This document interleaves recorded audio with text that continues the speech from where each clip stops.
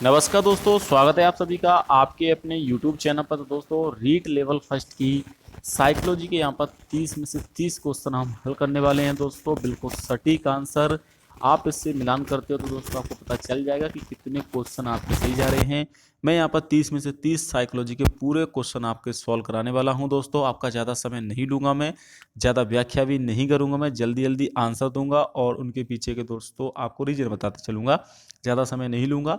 तो चलिए, आपका ज़्यादा समय वीडियो शेयर करते हैं, वीडियो को शेयर कर देना दोस्तों। और चलिए वीडियो स्टार्ट करते हैं दोस्तों। क्वेश्चन पेपर आ चुके हैं। देखिए, अभी तक क्वेश्चन पेपर नहीं थे, हालांकि मिलान कर लिया है काफ़ी सारे छात्रों ने, लेकिन सभी क्वेश्चन जो है याद नहीं थे छात्रों को, और उनके ऑप्शन भी सही से याद नहीं थे, कन्फ्यूजन था। लेकिन इस वीडियो के देखने के बाद कम से कम आपका साइकोलॉजी का कन्फ्यूजन दूर हो जाएगा, क्या क्या आंसर रहने वाले हैं।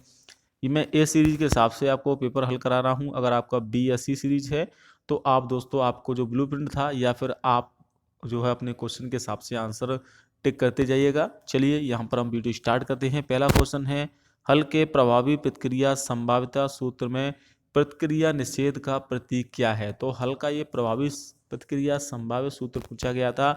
इसका जो राइट आंसर है दोस्तों वो है आपका option number D, I R. जी हाँ दोस्तों, आई आर इसका राइट आंसर हो जाएगा। चलिए नेक्स्ट क्वेश्चन पर बढ़ते हैं दोस्तों।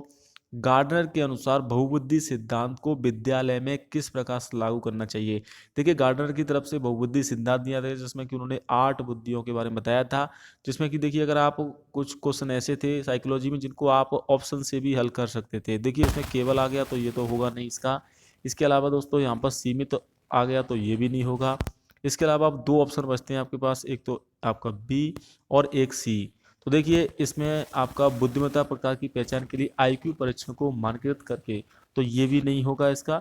तो इसका राइट आंसर है, क्योंकि उन्होंने 8 प्रकार की जो है बुद्धियों के बारे में बताया था, जिसमें कला बुद्धि, संगीत और भूमिका अभिनय बुद्धि, इन सभी के बारे में बताया था। तो इसका option number B right answer हो जाएगा, ऑप्शन नंबर सेकेंड। तो ये दूसरा क्वेश्चन हो गया। ऑप्शन नंबर तीसरा, तो यहाँ पर क्वेश्चन नंबर तीसरा देख लेते हैं। किसी अन्य के व्यवहार या व्यक्तित्व लक्षणों को स्वयं द्वारा अपनाने को क्या कहते हैं। देखिए, किसी अन्य के जो है व्यवहार को या व्यक्तित्व को अगर कोई स्वयं द्वारा अपनाता है, जैसे कि कोई बच्चा है वो हीरो को देखकर उसकी जैसे कॉपी करने की कोशिश करता है, तो उसकी वो पहचान को यानी कि उसकी आइडेंटिफिकेशन को अपना बना रहा है, अपनाने को कहते हैं। बी ऑप्शन इसका भी हो जाएगा। क्षतिपूर्ति नहीं होगा, प्रक्षेपण भी नहीं होगा। प्रक्षेपण तो दूसरों पर अपनी गलतियों को थोपना होता है। उदात्तीकरण भी नहीं होगा। उदात्तीकरण होता है किसी एक ऊर्जा को दूसरे जो है जगह पर उपयोग करना। तो इसका ऑप्शन नंबर बी हो जाएगा। मिलान करते जाइएगा, मैं आपका ज़्यादा समय नहीं ले रहा हूँ। चलिए नेक्स्ट क्वेश्चन है, क्रियात्मक अनुसंधान क्या है, इसकी मुख्य विशेषता पूछिए। देखिए, इसमें आपको मुख्य विशेषता ये आपको ध्यान रखना है। तो देखिए, ये समस्या समाधान दृष्टिकोण से बचता है, बिल्कुल नहीं है। ये केवल स्वयं मूल्यांकन पर निर्भर करता है, ये भी नहीं है। ये एक सैद्धांतिक प्रक्रिया है। चलिए मान लेते हैं ये एक गतिशील प्रक्रिया है। तो इसमें ऑप्शन नंबर अगर सही तरीके से मुख्य पूछा गया है, तो यह एक गतिशील प्रक्रिया है। क्रियात्मक अनुसंधान आपका चलता रहता है बीच बीच में। तो ऑप्शन नंबर ए इसका राइट आंसर होगा, चौथे का ए। चलिए नेक्स्ट क्वेश्चन, मैं ए सीरीज के हिसाब से क्वेश्चन सॉल्व करा रहा हूँ दोस्तों। अब पढ़े गए पाठ को समझने या फिर याद करने में कठिनाई का संकेत क्या है। अगर आप किसी पाठ को पढ़े हुए पाठ को समझने में, याद करने में कठिनाई हो रही है, तो इसका क्या मेन रीजन है, यहाँ पर पूछा गया है। संकेत का मतलब एक तरह से आपसे पूछा गया कि क्या कारण है, इसका रीजन आपको बताना है। तो देखिए, इसका जो है अत्यधिक नोट्स बनाना, ये नहीं होगा। उच्च प्रवाह के साथ पढ़ना लेकिन कम समझना, ये भी नहीं होगा। पुस्तक का शीर्षक भूल जाना, इससे कोई मतलब नहीं है। शीर्षक को याद रखने से कोई मतलब नहीं होता है। इसका भी ऑप्शन नंबर बी हो जाएगा। पढ़े गए पाठ से मूल तथ्यों को याद रखने में असमर्थता। तो ये संकेत है कि उसको जो पाठ पढ़ा था उसमें मूल तथ्य थे, उनको वो भूल गया है। तो ये ऑप्शन नंबर बी इसमें भी राइट हो जाएगा। चलिए नेक्स्ट क्वेश्चन है, निम्न से कौन सा गिलफोर्ड ने मानव बुद्धि की संरचना के 3 बुनियादी मापदंड इसमें बताए थे। त्रिआयामी थ्री डी मॉडल के बारे में। तो उन्होंने देखिए इसमें संचालन के बारे में बताया था, बिल्कुल बताया था। उत्पाद के बारे में बताया था, विषय वस्तु के बारे में, विशेष घटक के बारे में नहीं बताया था। तो ऑप्शन नंबर ए ये भी इसका राइट आंसर है। इसमें शामिल नहीं है वो पूछा है इसमें, यानी कि 3 तो शामिल है और आपका ऑप्शन नंबर ए इसका राइट आंसर होगा। ए इसमें शामिल नहीं है इसके 3D मॉडल में। 3D मॉडल बुद्धि का सिद्धांत दिया था। चलिए नेक्स्ट क्वेश्चन है, 7वां क्वेश्चन है, सतत एवं व्यापक मूल्यांकन के अंतर्गत व्यापक पहलू का मुख्य फोकस क्या है। तो इसको आप क्वेश्चन को भी ध्यान से पढ़ोगे। देखिए जहाँ पर मूल्यांकन को कक्षा की गतिविधियों तक सीमित करना चाहिए, सीमित जैसे शब्द या फिर केवल जैसे जो शब्द आते हैं वहाँ पर वो ऑप्शन राइट नहीं होता है। केवल यहाँ पर देखिए आगे केवल शैक्षणिक विषय, तो ये भी नहीं होगा। केवल इसमें भी आ गया केवल शैक्षणिक गतिविधियों पर ध्यान देना, ये भी नहीं होगा। तो ऑप्शन नंबर बी हो जाएगा ये आपका। आई होप आपका सही होगा। चलिए नेक्स्ट क्वेश्चन है, कौन सा समायोजन तंत्र हताशा को बाहरी स्रोतों पर थोपता है। तो इसमें काफ़ी सारे स्टूडेंट ऑप्शन नंबर ए की तरफ भागेंगे, लेकिन वो नहीं है। ये इसका राइट आंसर नहीं होगा। इसका राइट आंसर हो जाएगा प्रतिपूरक, ऑप्शन नंबर सी इसका राइट आंसर होगा 8वें क्वेश्चन का। चलिए नेक्स्ट क्वेश्चन है, मास्लो ने जो आवश्यकता पदानुक्रम सिद्धांत दिया था उसमें शीर्ष पर किसको रखा गया, तो शीर्ष पर रखा गया तो उन्होंने आत्मसम्मान। जी हाँ दोस्तों, आत्मसम्मान की जो आवश्यकता है उनको रखा था। शारीरिक आवश्यकताएं नहीं होगा, सुरक्षा की आवश्यकता भी नहीं होगा, आत्म साक्षात्कार भी नहीं होगा। इसमें साक्षात्कार भी हो सकते हैं, आत्म साक्षात्कार जैसा कोई भी इसमें नहीं था। आत्मसम्मान की आवश्यकता है, तो ऑप्शन नंबर डी हो जाएगा। तो इसमें आपका मैस्लो वाले में ऑप्शन नंबर डी, तो यहाँ से डी हो जाएगा। चलिए नेक्स्ट क्वेश्चन है, 10वां क्वेश्चन है, निम्न से कौन से पिछड़े बालक की विशेषता है। देखिए इसमें पिछड़े बालक की आपसे विशेषता पूछी गई है।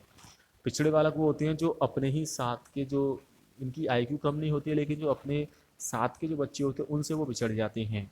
तो औसत से ऊपर शैक्षिक वृद्धि नहीं होती है, ये भी नहीं होगा। औसत मानसिक और शैक्षिक आयु समन्वय में वर्ग से निम्न, ये ही होगा इसका right answer, option number C हो जाएगा। तो इसमें भी आपका जो 10वां क्वेश्चन है इसमें ऑप्शन नंबर सी हो जाएगा। मैं ज़्यादा समय नहीं ले रहा हूँ, मैं जल्दी जल्दी जो क्वेश्चन सरल है उनको मैं जल्दी से हल कर रहा हूँ, बाकी मैं आपको जो समझाने की जरूरत है वहाँ समझा भी दूंगा आपको। अधिगमकर्ता की मूलभूत क्षमता और योग्यता में क्या शामिल है। तो देखिए अधिगमकर्ता की मूलभूत क्षमता और योग्यता में इसमें क्या क्या शामिल है, ये आपसे क्वेश्चन पूछा गया है। तो इसका जो राइट आंसर हो जाएगा, एक तो शिक्षार्थी की अंतर्गत क्षमताएं हैं और कौशल हैं, तो ऑप्शन नंबर सी इसमें भी राइट हो जाएगा। अगर कोई क्वेश्चन बाई मिस्टेक मुझसे गलत हो जाता है तो आप मुझे कमेंट कर देना। भाई होप वैसे मैं आपको पूरे क्वेश्चन यहाँ पर सही कराऊंगा, कोई भी हो जाता है बाई मिस्टेक तो आप मुझे कमेंट कर देना, वैसे कोई गलत नहीं होगा। अभिप्रेरणा के व्यवहारवादी अधिगम सिद्धांत के अनुसार व्यवहार को आकार देने वाला प्रमुख कारक कौन सा है। तो इसमें प्रमुख कारक आपसे पूछा गया है, तो इसका जो राइट आंसर हो जाएगा दोस्तों आपका, वो हो जाएगा आपका, इसमें थोड़ा मुझे कन्फ्यूजन है लेकिन प्रमुख आकार अधिगम सिद्धांत के अनुसार व्यवहार को जो प्रमुख आकार देता है वो आपका सामाजिक अंतक्रिया है। जैसे आप सामाजिक अंतक्रिया करते हो तो वो व्यवहार को, वो आपको व्यवहार में वो चीज़ें पक्की हो जाती हैं और वो एक तरह से व्यवहार को आकार देने लगती हैं। यही इसका प्रमुख पूछा गया है। बाकी पुनर्वलन भी है लेकिन इसमें प्रमुख पूछा गया है, तो सामाजिक अंतक्रिया होगा। नेक्स्ट क्वेश्चन है, व्यक्तित्व की संकल्पना में इनमें से कौन सा सम्मिलित नहीं है। जी हाँ दोस्तों, व्यक्तित्व जो आपकी पर्सनालिटी है उसमें कौन सा कारक शामिल नहीं है, ये इसमें पूछा गया है। तो देखिए मनोशारीरिक तंत्र, बिल्कुल व्यक्तित्व तो आपका शारीरिक भी होता है, शारीरिक भी उसमें शामिल हो जाता है, गत्यात्मक संगठन भी शामिल हो जाता है, स्तर संगठन भी हो जाता है। वातावरण में अपूर्व समायोजन का निर्धारण, तो अपूर्व समायोजन ये इसका राइट आंसर नहीं होगा। चलिए नेक्स्ट क्वेश्चन है, अलावान्वित बच्चों के लिए मुख्य भावनात्मक चुनौती क्या है। तो इसमें छात्र कंफ्यूज हो सकते हैं, कुछ क्वेश्चन कंफ्यूज वाले डाले गए हैं, आप इसमें पहले ऑप्शन पर जा सकते हो लेकिन ये नहीं होगा इसका राइट आंसर। अति आत्मविश्वास तो बिल्कुल भी नहीं होगा, अत्यधिक सक्रियता भी नहीं होगा, दूरदर्शिता। यहाँ पर क्या पूछा गया है कि अलावान्वित बच्चों की मुख्य भावनात्मक चुनौती पूछी गई है। तो देखिए भावनात्मक चुनौती मतलब अलावान्वित यानी कि जिनको लाभ नहीं मिल रहा है, जो भी आई योजना चलाई जाती है आरटी एक्ट के तहत उसका लाभ नहीं मिल पाता है, तो वो नहीं मिल पाता। जो दूरदर्शिता यानी कि जो दूर रहते हैं, दूर दराज इलाकों वहाँ पर उनको लाभ नहीं मिल पाते हैं पूरे, तो ये इसकी एक भावनात्मक चुनौती है क्योंकि वो सोचते हैं कि उनको उस चीज़ का लाभ नहीं मिल पाता क्योंकि वो वहाँ से दूर हैं। तो दूरदर्शिता इसका राइट आंसर हो जाएगा। इसमें आपसे वर्ड के अनुसार शैक्षिक लब्धि आईक्यू की गणना का सूत्र पूछा गया है। इसका राइट आंसर हो जाएगा आपका ऑप्शन नंबर बी इसका राइट आंसर हो जाएगा, ई ए भाग सी ए इंटू 100, इसका नंबर बी हो जाएगा। नेक्स्ट क्वेश्चन है, ये क्वेश्चन भी आपको काफ़ी सारे स्टूडेंट का गलत हो सकता है, पूर्व सक्रियतावस्था के दौरान कौन सी क्षमता विकसित नहीं होती है। तो इसमें जो अवस्थाएं थी उसके आधार पर क्वेश्चन पूछा गया था प्याज के अनुसार, तो इसका राइट आंसर हो जाएगा, मैं आपको ज़्यादा समझ लूँगा, प्रतीकात्मक सोच। तो ये आपकी विकसित होती है इसमें, यानी कि अगर इसका आप इंग्लिश देख लोगे तो आप इसको सही कर दोगे, सिंबॉलिक थिंकिंग। तो यही इसका राइट आंसर होगा, ऑप्शन नंबर बी इसमें भी।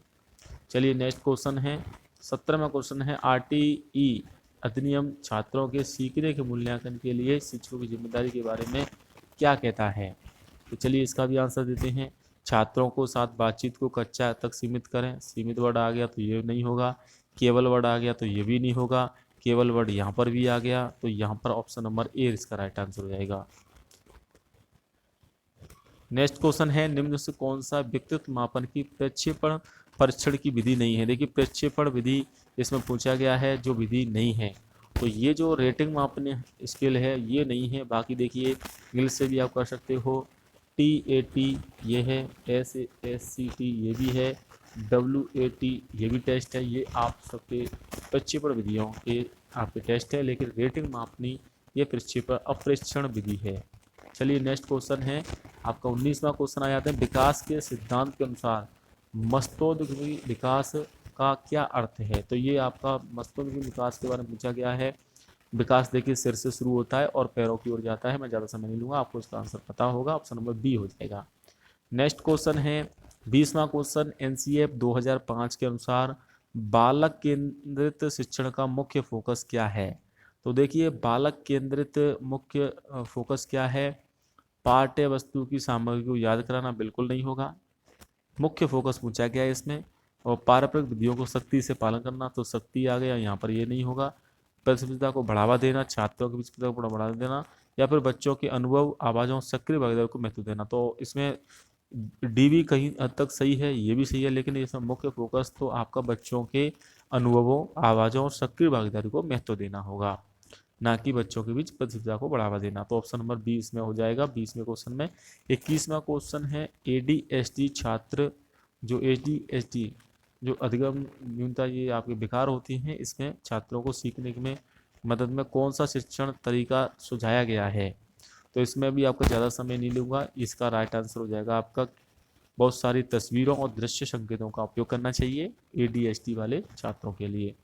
अल्बर्ट बंडूरा के लिए क्वेश्चन आ गया है कि अल्बर्ट बंडूरा, देखिए यहाँ पर थोड़ा मिसप्रिंट है, अल्बर्ट भांडूरा होता है, ये बंदूरा कर दिया है, लेकिन अगर आप इंग्लिश वर्ड देखोगे तो वहाँ पर सही है अल्बर्ट भांडूरा।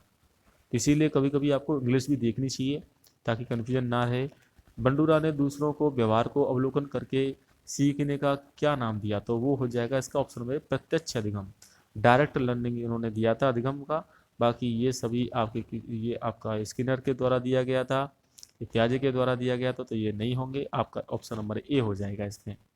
चलिए नेक्स्ट क्वेश्चन है 23वां, जेम्स डीवर के अनुसार परिणामवादी कल्पना को किस प्रकार की कल्पना में वर्गीकृत किया गया है। तो इसका option number D right answer हो जाएगा, संरचनात्मक और सृजनात्मक, कंस्ट्रक्टिव एंड क्रिएटिव। तो इसका राइट आंसर ऑप्शन डी हो जाएगा। नेक्स्ट क्वेश्चन है 24वां, आनुवांशिकता और पर्यावरण के बीच संबंध का वर्णन करने के लिए कौन सा गणितीय मॉडल उपयोग किया जाता है। तो ये आपका सबको पता होगा, गुणा इसका राइट आंसर हो जाएगा, गुणा का उपयोग किया जाता है आनुवंशिकता और पर्यावरण के लिए। तो ये आपका वुडवर्ड के द्वारा दिया गया था। नेक्स्ट क्वेश्चन है, NCERT के दस्तावेज प्रारंभिक स्तर पर सीखने के प्रतिफलों के उद्देश्य के बारे में क्या कहते हैं।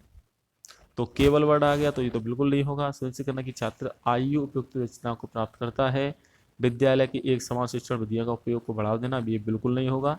एक समान शिक्षण विधियाँ नहीं हो सकती, क्योंकि कोई अलग अलग स्तर के बच्चे आते हैं इस क्लास में, तो आप सबके लिए एक से ऐसी शिक्षण विधियों का उपयोग नहीं कर सकते हो।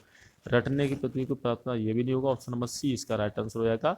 तो दक्षताओं, यह सुनिश्चित करना कि छात्र आयु उपयुक्त दक्षताओं को प्राप्त कर रहा है या नहीं कर रहा है, ये आपके सीखने के प्रतिफल के अंतर्गत आएगा। 25वां क्वेश्चन 26वां क्वेश्चन है, वृद्धि और विकास के बीच मुख्य अंतर क्या है। देखिए वृद्धि केवल मानसिक विकास से संबंधित है, तो ये बिल्कुल राइट नहीं है।